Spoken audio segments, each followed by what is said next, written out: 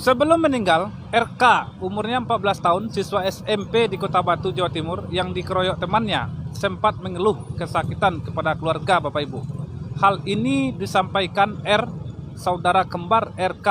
R mengatakan, RK dilarikan ke rumah sakit pada Jumat, tanggal 31 Mei 2024 yang lalu, karena mengalami sakit di bagian kepalanya. Beberapa hari sebelumnya, RK sempat bercerita kepada R bahwa dirinya dikeroyok pada hari Rabu tanggal 29 Mei 2024 yang lalu. Habis itu 3 hari kemudian atau hari ini dia bangun tidur. Tadi sempat minta tolong ke saya sambil merintih sakit-sakit dan bilang tolong ya, begitu ujarnya pada hari Jumat, dikutip dari Tribun Jatim. Hari itu RK mengaku kepada ibunya bahwa dirinya sakit karena dikeroyok. Keluarga membawa RK ke rumah sakit pada Jumat pagi. Siangnya, RK direncanakan menjalani operasi. Namun, ia meninggal sekitar pukul 11 waktu Indonesia bagian Barat. Peristiwa ini telah dilaporkan keluarga korban ke pihak kepolisian. Saat ini, polisi telah menangkap 5 anak berhadapan dengan hukum, yakni berinisial AS 13 tahun, MI 15 tahun, KA 13 tahun, MA 13 tahun, dan KB 13 tahun. Kepala Kepolisian Resor Kapolres Batu AKBP Oscar Samsudin menuturkan, hubungan korban dan terduga pelaku adalah teman sekolah dan kawan main. Sebelum kasus dugaan penganiayaan itu terjadi, pada Rabu siang, RK mulanya dijemput KA. Mereka kemudian menuju rumah MA, ya. Korban lantas diajak ke suatu tempat. Di sana telah menunggu MI, KB, dan AS.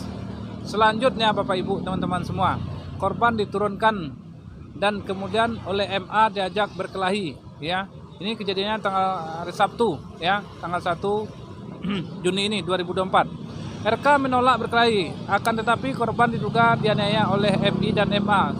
Setelahnya korban diantar pulang ke KA dan AS. Hanya saja mereka tak menurunkan RK di rumahnya, melainkan di SPBU. Ya. Mengenai motif pengeroyokan, MA diduga tersinggung karena diminta korban mencetak lembar tugas saat malam hari. Bapak Ibu teman-teman semua di malam hari ini. Itulah informasi di malam hari ini bersama saya Rio Putra Dato Pengulu. Sekali lagi, siswa SMP tewas dikeroyok oleh temannya. Kemarin juga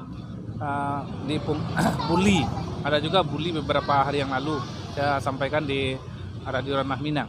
Ini lagi-lagi dilema yang terjadi di instansi pendidikan, ya, anak-anak sekolah, anak SMP, ya, yang masih pelajar ini, katakanlah demikian. Tetapi ini perlu mendapat perhatian kita semua agar anak-anak ini tidak menjadi korban akibat dari perilaku teman-temannya yang dianggap, ya, membuat mereka menjadi korban penganiayaan. Dari Zal Putra Piliang, Assalamualaikum, selamat malam Datuk. Salam kami dari Riau untuk Ranah Minang Tacinto. Yap, dari Zal. Di mana posisi ini dari Zal? Makasih dari Zal Putra Piliang. Uni hadirin sedia, selamat pagi. RRM Pro 1 Jakarta kan baru hadir. Uni sudah lama Uni nggak kelihatan, ini udah beberapa siaran langsung Uni nggak tampil, nggak memberikan komentar. Terima kasih Uni hadirin sedia, Uni dari Zal Putra yang hadir di malam hari ini di channel saya, disponsori oleh Radio Ranah Minang. Salam kami untuk dari Zal Putra Piliang bersama Uni hadirin sedia. Kemudian juga ada di sini Uni Ratu Koto hadir. Assalamualaikum, ya Ratu, moga-moga sehat dan ya salam yang sama, semoga Uda dan Uni Ratu, Uni Surya dalam keadaan sehat dan dimudahkan oleh Allah Subhanahu wa taala hendaknya, ya. Di seluruh tanah air juga buat saudara-saudara kita, khususnya orang-orang Awak, orang-orang Minang dari Sabang hingga ke Merauke, ya, bisa pulang ke Ranah dan bertemu bersama sanak keluarga. Jadi informasi di malam hari ini, siswa SMP ini tewas dikeroyok temannya. Jadi lagi-lagi ini merupakan satu keadaan yang betul-betul seharusnya menjadi perhatian untuk orang tua khususnya. Kemarin juga ada yang sangat menyedihkan, penyetubuhan ibu kandung terhadap anaknya, alih-alih mendapatkan uang sebesar 15 juta yang terjadi di Tangerang Selatan itu betul-betul viral. Ya, PO ini dirawat 1 minggu, ini baru sehat lagi. Iya, makasih Uni. Ya, salam hadir mak, anak zaman sekarang pada jagoan. Anak-anak anak-anak ini kan anak-anak SMP ini kan mereka baru mencari jati diri ya. Iya, seumpama anak-anak yang baru besar ingin memperlihatkan kekuatan gitu kan, jagoannya. Itu yang menjadi yang banyak menjadi anak-anak begal itu anak-anak yang seusia SMP itu.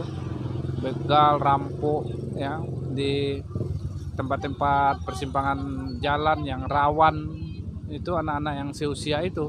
Mereka punya nyali, anak-anak segede itu, karena belum punya pemikiran yang terlalu jauh. Jadi mereka nggak berpikir bagaimana nanti akibatnya, efek sampingnya dari kejahatan atau kriminal yang mereka lakukan. Ya, anak-anak SMP ini kan masih dalam usia-usia remaja ya. Remaja itu belum punya pemikiran yang matang ke depan. Jadi mereka hanya mengutamakan keinginan aja baru gitu. Jadi anak-anak sekarang tuh banyak rusak karena pergaulan. Jadi ditambah lagi dengan media sosial ya, perkembangannya terlalu cepat. Mereka bisa berkomunikasi melalui media sosial dan mereka bisa melakukan transaksi di sana, dan akibatnya nanti ada imbal yang mereka dapatkan ya. Makasih buat Nadia Uniadin Sriah dari Rizal Putra Beliang, Angkustan Mudo, anak yang kurang kontrol orang tua. Banyak anak-anak gini. Anak-anak saat ini nih sangat, kalau saya perhatikan sangat banyak yang terindikasi kriminal ya.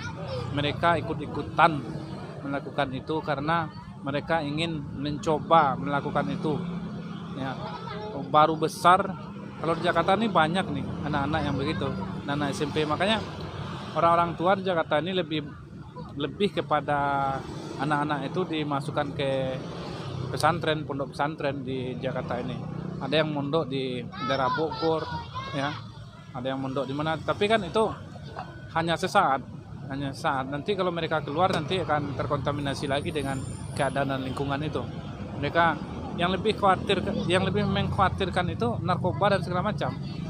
Narkoba ini yang luar biasa Bapak Ibu ya. Angkustan Mudo, makasih ya, kontrol. Jadi orang-orang tua sekarang ini saya perhatikan juga mereka sibuk ya. Orang tua mereka sibuk mencari nafkah, sementara kadang-kadang anak-anak terabaikan begitu. Jadi saling sibuk gitu. Perlu dibentengi dengan pengetahuan agama juga dari orang tua, perlu sekolah agama. Iya. Kemarin kan ada yang minta tuh request di di reel yang saya buat gitu. Sekarang orang-orang kita itu banyak yang nongkrong di warung. Ya, kalau orang Minang bilang itu di lapau. Ya, kalau anak-anak Minang nongkrongnya di surau ya, tidur ngaji di surau. Habis itu nanti ya masih banyak lah hal-hal yang lain dipelajari di surau, dan pada akhirnya nanti pulangnya ke rumah itu sudah pagi ya, pulang ke rumah itu udah habis subuh. Nah, saat ini anak-anak kita sehabis maghrib dia keluar keluyuran Uni ya, nanti nongkrong dengan temannya ya kan, teleponan ya, terus nanti ada aja tuh yang akan mereka lakukan. Nah, ini yang betul-betul menjadi perhatian orang tua seharusnya ya, main game online ya, main song ya, dan nanti yang lebih parahnya itu ganja dan narkoba ya, ekstasi, dan masih banyak yang lainnya ya, narkoboy. Kalau orang Jakarta bilang narkoboy kan ya kan, narkoboy. Perilaku anak karena ulah undang-undang yang tak bisa orang tua berbuat, seperti zaman orang tua kita dulu. Kita berkumpulnya di masjid ya, sekarang iya udah. Dulu saya ingat betul sewaktu sama zaman saya kecil-kecil, ya. Kalau sudah maghrib tuh ngaji di surau. Nanti udah jam setengah 10 pulang. Nah itu dilihat, dikontrol sama orang tua. Ini anak saya sudah pulang apa belum? Nah sebelum ke surau itu sebelum ke surau itu jam-jam setengah 6 sebelum maghrib itu biasanya kita menyiapkan kalau sekarang kan sudah ada HP, terus sudah ada senter ya pencahayaannya. Saya bawa ini daun kelapa itu buat penerangan pulang haji. Saya ingat betul itu tahun 90-an ya. 90, 91, 89, 90-an itulah, tahun-tahun 89, 90 saya ngaji begitu tuh ya, karena dan ditambah lagi dengan regulasi pemerintah ya. Saya sependapat dengan dari Jalal Putra Beliang, regulasi pemerintah yang membuat kadang-kadang orang tua tidak bisa berbuat banyak terhadap anak-anak mereka ya. Kalau terlalu keras dibilang pelanggaran HAM apa segala macam gitu. Banyak ya orang-orang tua yang tegas, yang memarahi anak-anaknya dengan keras begitu. Tetapi di sisi lain ada undang-undang perlindungan anak. Makasih udah ya masjid, ini penekanan perlu kita evaluasi bersama bagaimana anak-anak kita ke depannya. Kalau menurut saya sih kita kembali lagi ke surau, balik lagi ke surau seharusnya ya, ke masjid. Dia anak-anak itu seharusnya di drive, disuruh ke masjid gitu, buat ngaji, buat ngapain. Jadi itu lebih bermanfaat daripada nongkrong-nongkrong di warung atau di mana, di kafe-kafe yang nggak jelas. Kalau sekali seminggu sih nggak jadi masalah ya, seminggu sekali dia pergi sama teman-temannya.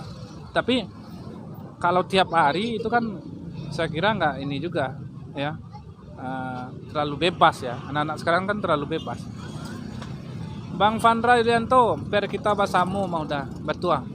Ya, jadi untuk membantu karakter anak-anak ya, kemenakan untuk kerjaan kita bersama-sama. Jadi seluruh stakeholder atau elemen yang ada di masyarakat bahu membahu ya, ikut berpartisipasi, memberikan kontribusinya untuk masyarakat di lingkungannya.